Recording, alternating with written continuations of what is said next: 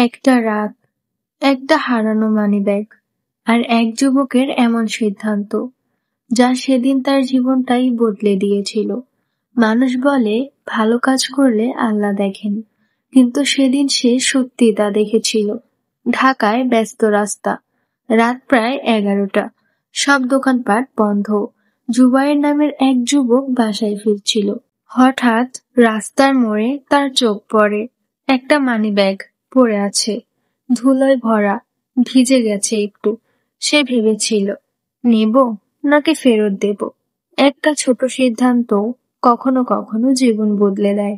Money bag খুলতেই দেখতে পেল একটু কুঁচকানো একটা কাগজে লেখা, এটা আমার মায়ের ওষুধের টাকা, হারালে ওষুধ হবে না।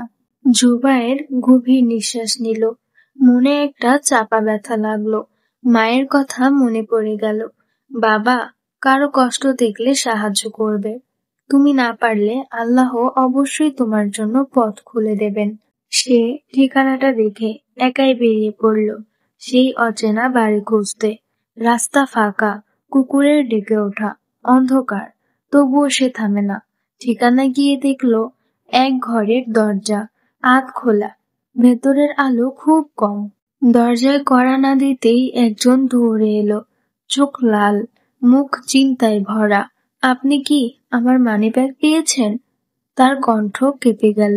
জুবায়ের মানিব্যাগটা এগিয়ে দিল। লোকটা খুলে টাকাগুলো দেখে হঠাৎ বসে পড়ল। তার চোখ দিয়ে পানি ঝরতে লাগলো। ভাই, আল্লাহ আপনাকে উত্তম প্রতিদান দিন। আমার মায়ের হার্টের ওষুধ আজ রাতেই দরকার ছিল, এটা হারালে আমি শেষ হয়ে যেতাম। জুবায়ের কিছু বলতে পারছিল না। লোকটা বলল, আমি কি আপনাকে কিছু দিতে পারি? টাকা? কিছু খাওয়াতে পারি?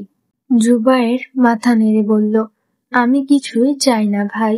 রাসূল সাল্লাল্লাহু আলাইহি ওয়াসাল্লাম বলেছেন, যে মানুষকে সাহায্য করে আল্লাহ তার দুর্দিন সহজ করে দেন। আমার জন্য শুধু দোয়া করবেন, সেটাই যথেষ্ট। লোকটার মা ঘর থেকে বের হয়ে এলো। বৃদ্ধ মা কাপা হাতে মাথায় হাত রেখে বললেন, বাবা, আল্লাহ তোমার রিজিক হালাল ও বরকতময় করুন।